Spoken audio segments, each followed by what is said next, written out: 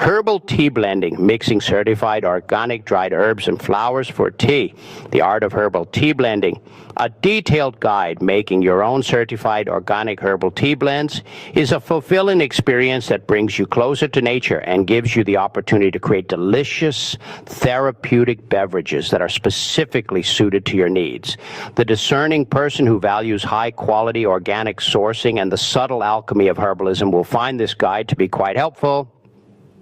We shall concentrate on the concepts, procedures, and individualized approach that transform a straightforward combination into a unique blend rather than on inflexible tables. The Herbal Pellet. Knowing your ingredients. Learning about the certified organic dried herbs and flowers you possess is your first essential step. Each component has a distinct function that contributes to the blend's action, therapeutic effect, flavor, and aroma. A. Primary components, bulk and base. The bulk of your blend is made up of these herbs, usually between 40 and 60%, which also give a nice base taste and in many cases have mild medicinal benefits. Instances include red raspberry leaf, Rubus idaeus, peppermint, mentha piperita, lemon balm, Melissa officinalis, and oat straw, Avena sativa.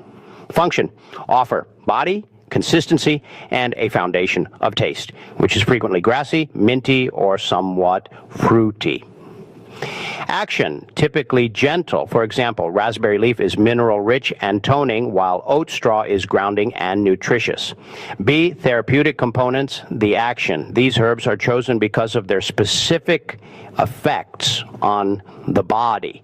They typically make up a large percentage, 25 to 40% of the mixture, and are the reason why you are creating it, for instance, for relaxation, digestion, or immunity. Examples: elderflower, Sambucus nigra for immune support, ginger root, Zingiber officinale for warmth and digestion, and chamomile, Matricaria recutita for relaxation. Function: provide the main objective of the tea. Action: use them sparingly but powerfully and purposefully, making sure they are strong enough to be effective without being overpowering. See flavor and fragrant elements, the enhancers. In lesser proportions, 5-15%, these components are utilized to significantly enhance the tea's flavor, scent, and mouthfeel. They are able to hide therapeutic herbs that are less appealing. Examples include cardamom pods, Eleutheria cardamomum, cinnamon bark, Cinnamomum verum, lavender flowers, Lavandula angustifolia, and rose petals, Rosa spp. Function: they are the top notes of your combination, giving it spice, sweetness, floral scents, or zest. Action: usually moderate, yet their existence is vital for a pleasant drinking experience.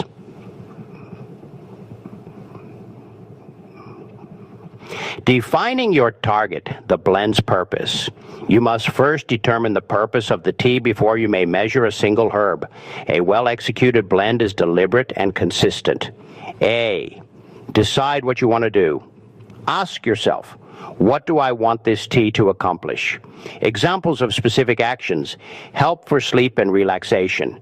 Involves nervines, such as passion flower, lemon balm, and chamomile. Digestive help. Requires carminatives such as ginger, fennel, or peppermint. Immunity enhancement. Herbal remedies such as elderberry, echinacea, or rose hips are beneficial.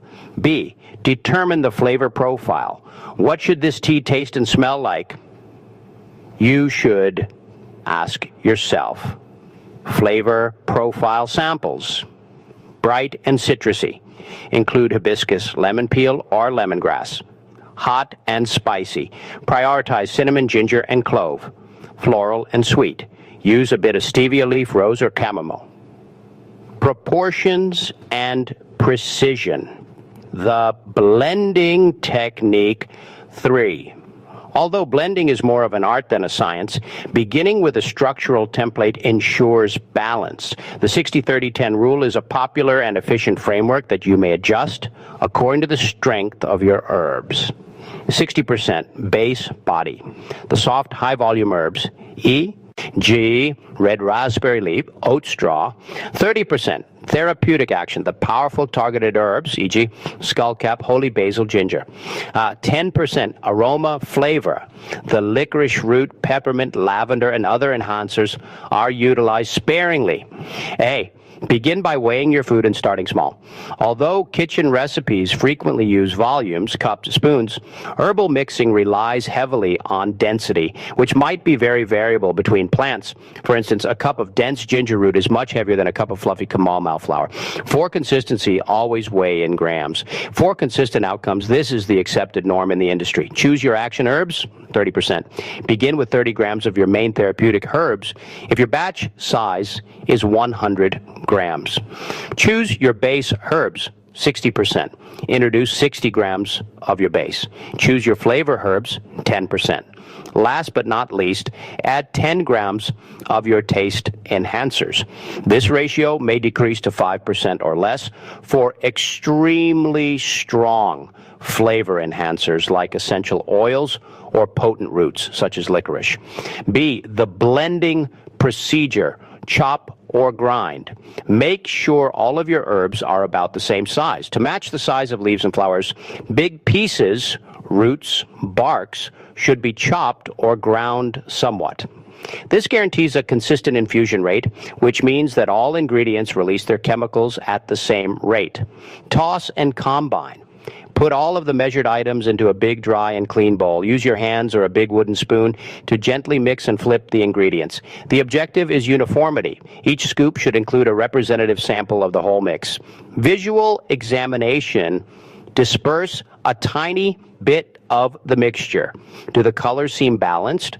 Are the various elements distributed evenly? 4, testing, storage, and improvement. The blend is not complete until you have tasted and refined it. A, the infusion. Test, use your regular recipe, e.g. 1 teaspoon of herb per 8 ounces of boiling water, steep for 5 to 7 minutes to make a little sample batch. Scent.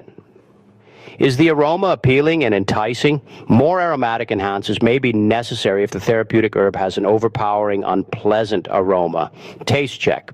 Does the primary action herb have a masked or balanced flavor?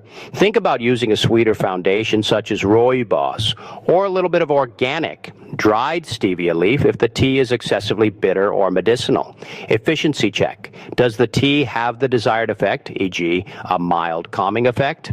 B, labels and storage. Due to the fact that you are using approved organic materials, it is essential to store them properly in order to maintain their effectiveness and volatile oils. Container. Keep the finished mixture in an airtight glass jar, preferably amber or dark glass, or in a non-reactive metal tin. Herbal strength is opposed by light. Keep the container in a cool, dry, and dark area, away from windows, stoves, and moisture. Labeling. Don't ever miss this step. Your label should have name of the blend, e.g. DG, Abin, Evening Peace Blend. Blended date usually lasts 6 to 12 months in terms of potency. Major components, e.g. rose, lemon balm, chamomile. Planned action, e.g. relaxing nervine. C, enhancement. Make any necessary changes to the proportion in your next bigger batch, depending on the results of your test.